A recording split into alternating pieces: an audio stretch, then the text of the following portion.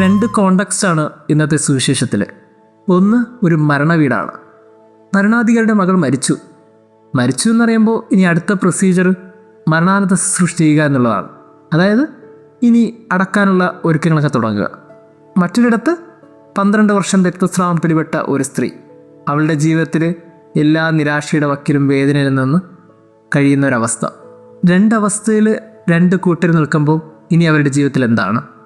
പക്ഷേ ദൈവശാസ്ത്ര പണ്ഡിതന്മാരുടെ ഒരു കോണ്ടക്സിൽ ഈ സുവിശേഷ ഭാഗം മറ്റു രീതിയിലൂടെ നമ്മൾ ചിന്തിക്കണം.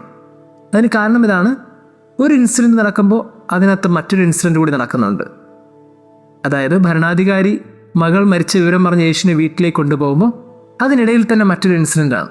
12 വർഷം രക്തസ്രാവം പിടിപെട്ട ഒരു സ്ത്രീക്ക് സൗഖ്യം ലഭിക്കുന്നു.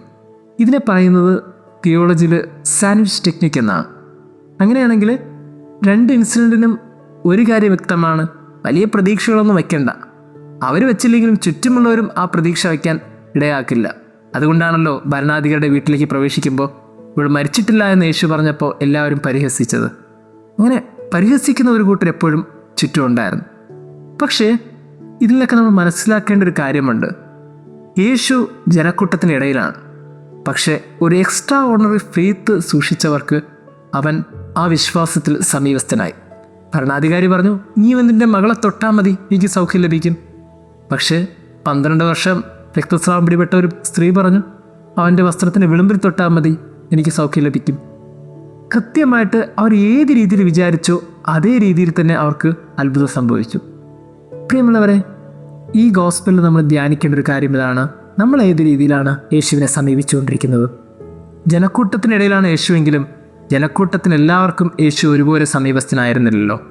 യേശുവിൻ്റെ വാക്കുകളിൽ കുറ്റം കണ്ടുപിടിക്കാൻ കാത്തിരുന്നവരുണ്ട്, പ്രശംസിച്ചവരുണ്ട്. യേശുവിൻ്റെ ജീവിതത്തെ കണ്ട് പിന്നാലെ നടന്നവരുണ്ട്, പിന്തിരിഞ്ഞു പോയവരുണ്ട്. ഒരു കാര്യം വ്യക്തമാണ്: ഏത് രീതിയിലാണോ ക്രിസ്തുവിനെ സമീപിച്ചത് അതേ രീതിയിൽ ക്രിസ്തു തിരിച്ചും സമീപിച്ചിട്ടുണ്ട്.